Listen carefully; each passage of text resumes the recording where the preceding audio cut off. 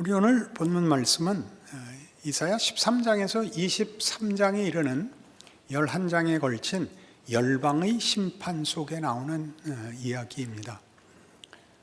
그리고 24장부터 27장까지는 세계의 심판이 예언되고 있습니다.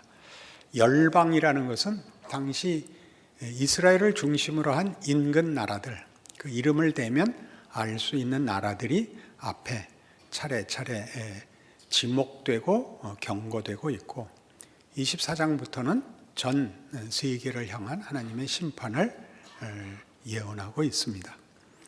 그 한가운데, 심판의 한가운데 오늘 우리가 본 것과 같이 24절, 그날의 이스라엘이 애굽 및 아수르와 더불어 셋이 세계 중에 복이 되리니 이는 만군의 여호와께서 복 주시며 이르시되 내 백성 애굽이요 내 손으로 지은 아수르여 나의 기업 이스라엘이여 복이 있을지어다 하실 것임이라. 이렇게 함으로써 심판이 다만 보복이거나 처벌에 불과한 것이 아니라고 선언을 하고 있는 셈입니다. 하나님께서 결국 돌이키실 것이고 복으로 삼으실 것이라면 심판이 하는 일은 무언가 하는 것이 오늘 우리가 생각할 문제가 되는 것입니다. 애초에 심판이라는 과정이 필요 없는 강권하시는 개입이 있으셨다면 그렇게 고통스러운 과정 없이 하나님의 창조의 목적과 또 베푸시려는 인류를 향한 하나님의 은혜가 쉽게 결말되는 다른 길이 있지 않았을까, 이런 생각이 드는 것입니다. 그것은 우리 두고두고 조금 더 생각할 문제입니다만, 오늘 우리가 살펴보는 이 심판의 문제는 역사적 사실이라는 것을 우선 기억해야 합니다. 다른 길은 없었을까가 아니라 아수르도 이스라엘도 그리고 애굽도 망했습니다. 후에 바벨론이 아수르를 대신하는데 그 바벨론도 망합니다. 지금은 이름까지 없어져 버렸죠. 이것은 역사적 사실입니다. 그래서 그 역사적 사실들이 가지는 무게 그리고 진정성을 이해하지 못하면 우리는 이런 일들이 일어난 역사와 그리고 그 역사 속에 살고 있는 우리의 각 개인의 실존, 가치 등에 대한 이해가 턱없이 부족하게 됩니다. 어떻게 심판과 구원이 한 줄에 연결될 수 있는지 그것이 우리에겐 궁금하고, 기왕 궁극적으로 그 운명이 하나님의 은혜와 긍휼과 구원에 있어서 구원이 최종적 목적지라면 그 과정을 심판이 아닌 더 나은, 더 쉬운, 더 편한 다른 방법은 없었을까? 그러나 역사적 사실이 심판이었으니까, 그렇다면 심판의 필요성은 우리의 이해와 뭐가 다른가? 이렇게 이제 본문에 들어가는 것입니다. 고린도후서 10장, 신약 성경으로 오셔서 고린도후서 10장 1절, 너희를 대면하면 유순하고 떠나 있으면 너희에 대하여 담대한 나 바울은 이제 그리스도의 온유와 관용으로 친히 너희를 권하고 또한 우리를 육신에 따라 행하는 자로 여기는 자들에 대하여 내가 담대히 대하는 것 같이 너희와 함께 있을 때 나로 하여금 이 담대한 태도로 대하지 않게 하기를 구하노라. 우리가 육신으로 행하나 육신에 따라 싸우지 아니하노니 우리의 싸우는 무기는 육신에 속한 것이 아니요 오직 어떤 견고한 진도 무너뜨리는 하나님의 능력이라. 모든 이론을 무너뜨리며 하나님 아는 것을 대적하여 높아진 것을 다 무너뜨리고 모든 생각을 사로잡아 그리스도에게 복종하게 하니 너희의 복종이 온전하게 될 때 모든 복종하지 않는 것을 벌하려고 준비하는 중에 있노라. 그러니까 이 심판은 하나님을 대적하여 높아진 모든 교만한 것을 넘어뜨리는 것입니다. 부러뜨리고 쳐부수는 것입니다. 궁극적으로 구원을 목적으로 하고 있다는 것을 기억하면 그것은 보복이거나 분노만은 아닌 것입니다. 이들을 심판하여 꺾어 그리스도께 복종케 한다는 것은 대단히 음미할 만한 설명입니다. 그리스도, 구원자, 구원자는 우리를 구원하기 위하여 십자가에 죽으신 분입니다. 하나님을 대적하여 높아진 모든 것들을 사로잡아 쳐엎어 예수의 죽음에 끌고 오는, 그리하여 구원이 결과되는 이런 방식은 하나님께서 저들의 교만을 무너뜨리는 것이 하나님이 저들과 경쟁적이거나 또는 전투적인 구조를 갖고 있지 않다는 것을 의미합니다. 저들에게 가면 하나님께 못 오고 저들에게 복종되면 하나님께 복종하지 않는 대등한 지위에 있는 것이 아니라 하나님께서 하나님이 가지신 목적과 뜻을 이루기 위하여 그것에 못 미치는 것은 놔두지 않겠다. 그것이 심판입니다. 그리스도께 끌고 오는 것이 이제 오늘 본문을 더 깊이 따라 내려가면 이 결론에 우리가 자연스럽게 갈 것입니다만, 예수께서 오셔서 우리를 구원하기 위하여 당신이 죽는 방법을 택했다는 것은 이것이 우리가 아는 쉬운 그런 승부, 경쟁, 전투의 개념을 가지는 것이 아니라 하나님이 하시려는 구원을 위하여 그것에 못 미치는, 혹은 그것과 다른, 여기서 다른은 하나님 없음으로 가는 것을 방관하거나 타협하지 않겠다는 뜻입니다. 예수를 믿어야 구원을 얻는다는 가장 중요한 핵심은 믿고 안 믿고를 나누는 것보다 더 우선적으로 하나님이 목적하시는 것은 예수로 말미암는 길 외에 없다입니다. 예수를 믿지 않으면 구원을 받지 못한다, 이렇게 쉽게 이해하고 분명히 할 수 있습니다만, 더 가서 예수로 인한 구원이 아닌 것과는 타협하지 않겠다. 틀린 것이 말고 모자라는 것, 그게 아수르의 멸망, 애굽의 멸망에 나타나는 것입니다. 멸망이라는 것은 하나님이 저들을 쳐엎으신 것만으로 나온 것이 아니라 우리 인류 역사에서 보다시피 어떤 권력도 그 가치를 영원히 갖고 있었던 나라가 없습니다. 역사의 증언입니다. 다만 권력에 불과한 나라들은 다 결국 폭력이 되고 스스로 무너졌습니다. 그 나라를 영속시킬 가치가, 항복이, 만족이 없는 것이죠. 여기 하나님의 심판이 가지는 더 깊은 의미가 있습니다. 우리가 하나님을 외면하고 우리가 선택한 것에 덧없음, 위선, 기만을 우리에게 들이대시는, 폭로하는 작업을 하시죠. 뭐 그러시는 필요가 있겠습니까? 번잡스럽게 그냥 하나님 확 우리를 움켜쥐시고 붙들어 매서 딴 데 못 가게 하면 되지 않을까요?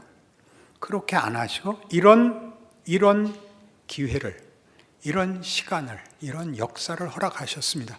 그래서 아주 중요하게 출애굽 사건을 보면 쉽게 이스라엘이 종되었던 땅에서 하나님의 도우심으로 구원을 얻었다, 탈출했다, 이렇게 생각하지만 출애굽 사건은 보다 큰 의미를 가지는 역사적 사건입니다.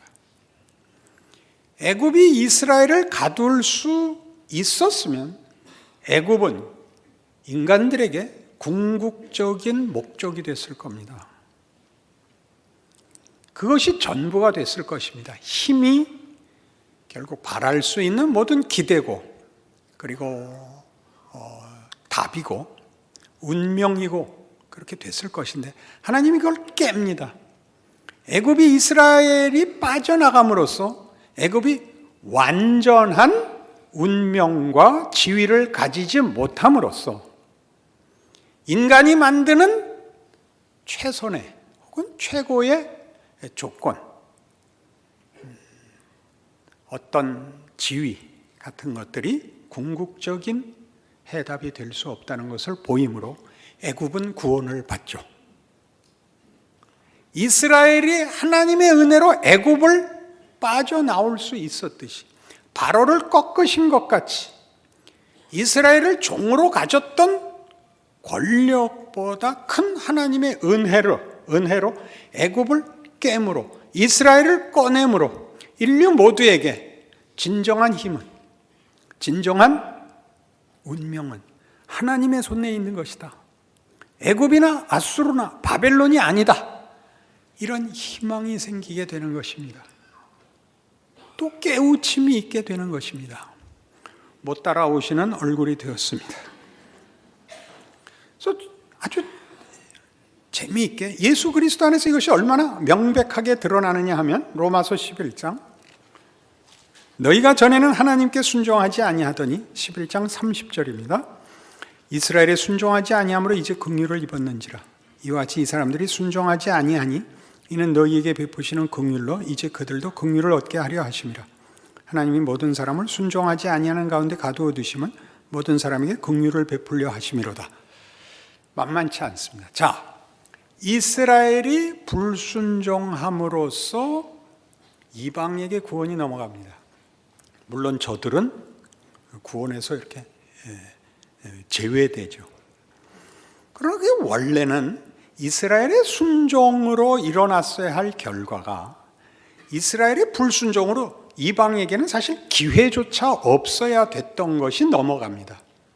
그렇게 함으로 불순종이 끝이 아니다. 불순종이 궁극적인 운명이 아니다라고 선언하는 거죠. 이 역설을 성경이 얼마나 많이 쓰는지 이해해야 합니다. 이사야 내내 이스라엘의 심판이 있고 궁극적 구원이 나오고 아수르의 승리가 있고 심판이 나오고 바벨론의 승리가 있고 심판이 나옵니다. 무엇을 말하는지 아셔야 됩니다. 하나님을 대적하여 반대하는 것도 망할 것이요 외면하고 도망가는 것도 망할 것입니다. 그것은 보복을 당하거나 처벌을 받는 것이 아니라 하나님으로부터만 되어지는 창조의 궁극적인 목적과 내용과 운명을 하나님이 포기하시지 않겠다라고 얘기하는 것입니다. 그러니 모든 사람을 순종치 아니하는 데 가두어 두심으로 순종치 않는 것들이 만들어낸 것, 아수르나 애굽이나 바벨론이 만들어냈던 폭력, 약자로서 당하는 사망, 강자이지만 의를 만들어내지 못해서 스스로 자초한 멸망의 길, 모든 사망, 그러니까 순종치 아니한 것은 하나님을 거부한 것과 외면한 것 모두를 포함한 인류 역사의 거대한 진실입니다. 하나님은 거기 서서 기다리고 있는 거죠. 아무도 도망갈 수 없는 길. 역사가 증언하는 모두의 멸망, 사망, 소멸, 그 자리에 예수를 보내서 누구 하나도 예외 없이 불순종에 가두어 둠으로써 거기서는 우리가 아무도 벗어나지 못한 것 같이 그 결과에서 기다려 우리를 없습니다. 사망을 부활로 없습니다. 여러분들은 이 말이 불편하실지 모르겠습니다. 앞뒤가 맞지 않기 때문입니다. 그 앞뒤가 안 맞는 얘기는 고린도전서 2장에서 이렇게 증언됩니다. 형제들아 내가 너희에게 나아가 하나님의 증거를 전할 때 말과 지혜 아름다운 것으로 아니하였나니 내가 너희 중에서 예수 그리스도와 그가 십자가에 못 박히신 것 외에는 아무것도 알지 아니하기로 작정하였습니다. 내가 너희 가운데 거할 때 약하고 두려워하고 심히 떨었노라. 내 말과 내 전도함이 설득력 있는 지혜 말로 하지 아니하고 다만 성령이 나타나심과 능력으로 하여 너희 믿음이 사람의 지혜에 있지 아니하고 다만 하나님의 능력에 있게 하려 하였노라. 그러나 우리가 온전한 자들 중에서는 지혜를 말하노니 이는 이 세상의 지혜가 아니요 또 이 세상에서 없어질 통치자들의 지혜도 아니요 오직 은밀한 가운데 있는 하나님의 지혜를 말하는 것으로서 곧 감추어졌던 것인데 하나님이 우리의 영광을 위하여 만세전에 미리 정하신 것이라. 이 지혜는 이 세대의 통치자들이 한 사람도 알지 못하였나니 만일 알았더라면 영광의 주를 십자가에 못 박지 아니하였으리라. 이 지혜는 세상 지혜가 아니요 통치자들의 지혜가 아니랍니다.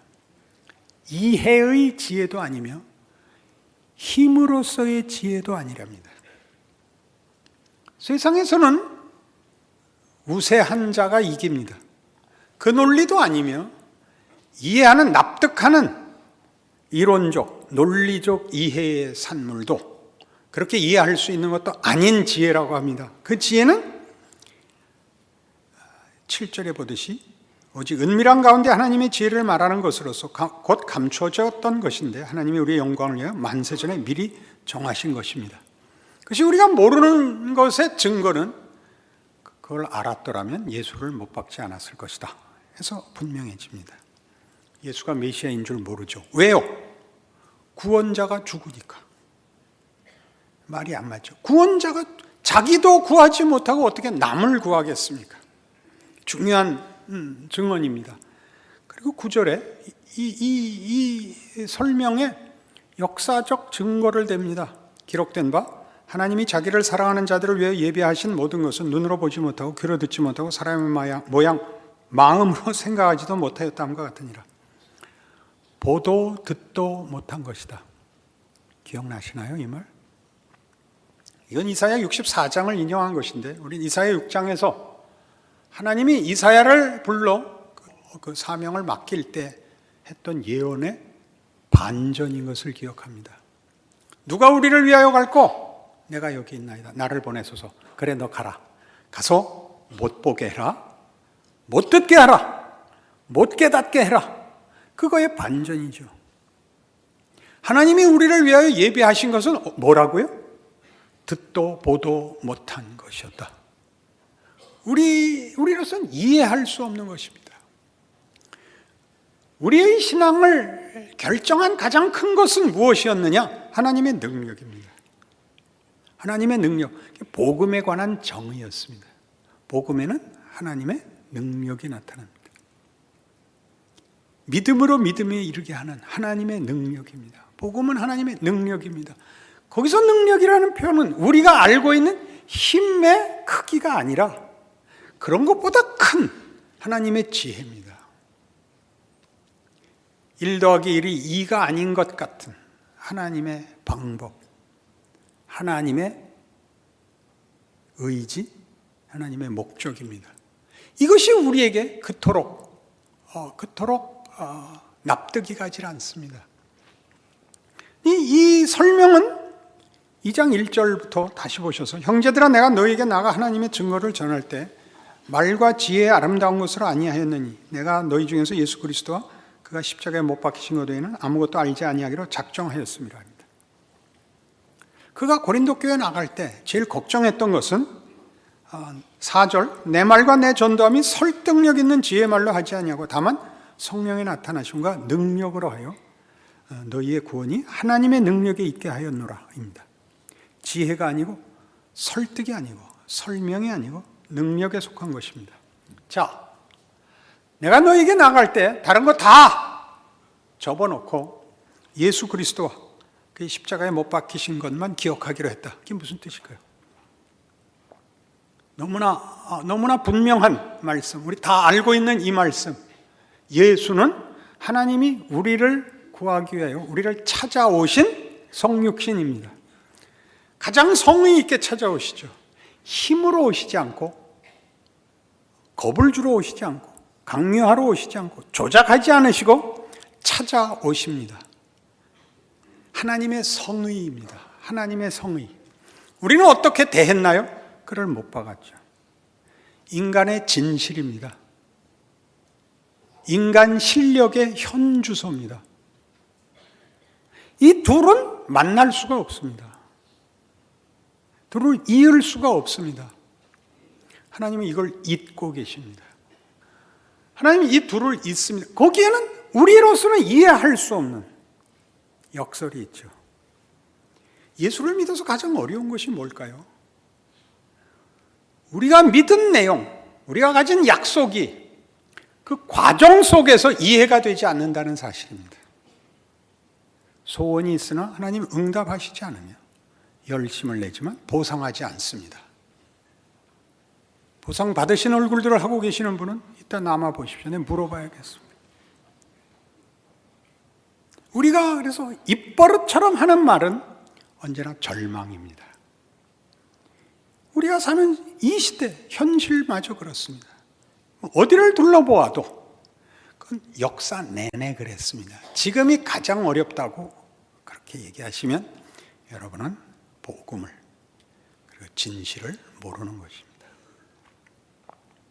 기독교는 어느 때나 어렵습니다. 하나님이 그 영혼을 찾기까지 다른 것으로는 증명되지도 전달되지도 그리고 결과되지도 않습니다. 우리는 그러나 이런 조건들이 있으면 된다고 믿습니다. 교회가 완벽하면 된다고 믿습니다. 아니요. 교회가 잘하면 다 잡아 죽입니다. 역사의 증언입니다. 교회는 이런 사회적, 선교적 책임을 지고 있음에도 불구하고 교회는 언제나 어려움으로 가득 차 있습니다. 그 갈등과 그 혼선 속에 하나님 일하고 있다고 증언합니다. 그 가장 중요한 오늘 이 성경 말씀에 중요한 여러분 각 개인의 적용, 이해, 항복은 이것일 것입니다. 여러분 생애에 일어나는, 아니 지금 현실인 여러분의 모든 갈등, 긴장, 공포, 두려움, 절망이 일을 하고 있다는 사실입니다. 여러분의 신앙 고백과 소원과 앞뒤가 맞지 않는 현실, 그것이 지금 오늘 우리가 본 이스라엘이 아수르와 애굽과 함께 만국 중에 셋이 복이 될지라, 이런 말이 안 되는 약속 속에 붙잡혀 지금은 어떻게 되고 있어요? 셋이 다 이제 망할 겁니다. 셋이 다 망해서 그 복의 자리에 갈 것입니다. 하나님이 그 아들을 보내어 증언한 것입니다. 그가 우리를 찾아오시되 그의 가장 깊고 낮추고 우리를 사랑하사 대접하는 모습으로 찾아오신 그 진정성이 우리가 소원하는 힘, 조건, 능력 같은 것들을 초월하여 일하신다고 선언하는 것이죠. 여러분 각자가 지금 갖고 있는 것 중에 가장 중요한 신앙적인 가장 필수적인 첫 번째 조건은 절망이어야 됩니다. 한탄이어야 됩니다. 그것이 여러분에게서 일을 합니다. 왜요? 형통함은 생각을 안 합니다. 우리 모두가 아는 일입니다. 형통하면 생각도 안 하고 동정도 하지 않으며 누구를 이해하지도 못합니다. 하나님 그렇게 안 하시겠답니다. 예수 그리스도에 오시면 성경의 증언으로는 그가 인간을 체휼하사, 인생을 체휼하사 하나님의 사랑을 증언하고 구체화하셨다고 되어 있습니다. 여러분 생애의 고단함과 말이 안 되는 것들은 하나님의 일하심의 신비입니다. 하나님의 능력이 모든 것을 엎을 수 있고 여러분이 겪은 모든 그 긴장과 갈등과 공포와 불안과 의심들을 결국 궁극적인 복으로 영광으로 만든다고 선언합니다. 그것을 모르면 예수를 믿는다는 말이 무엇인지 모르는 것입니다. 여러분의 현실에서 거듭되고 있는 경험 아닙니까? 왜 그런지 모를 이것, 왜 한국교회는 이 모양 이 꼴인가? 당신은 좀 난가? 내가 물어보고 싶습니다. 말로는 쉽죠. 살기는 어렵습니다. 이렇게 하면 되지 않나요? 고함 질러서 결과가 만들어지는 일은 하나도 없습니다. 고함 지를 소원과 실력이 있거든 당신 하나 그리 하십시오. 오병이어의 물고기 한 마리 되시든가 보리떡 한 개 되십시오. 자기 자리에서 자기 신앙과 하나님의 일하심을 수행하시고 감수하시면 그 다음은 하나님이 하실 것입니다. 고함질로 남들을 강요하고 나 편하게 만들지 마시고 그리고 스스로의 현실에 대하여 낙담하지 마시고 믿음을 가지고 기다리시면 하나님의 기적을 보실 것입니다. 모든 성도들의 기회요 믿음의 내용입니다. 기도하십시다. 하나님 아버지 은혜를 감사합니다. 우리 인생은 귀하고 명예로우며 위대하고 기적으로 가득 차 있습니다.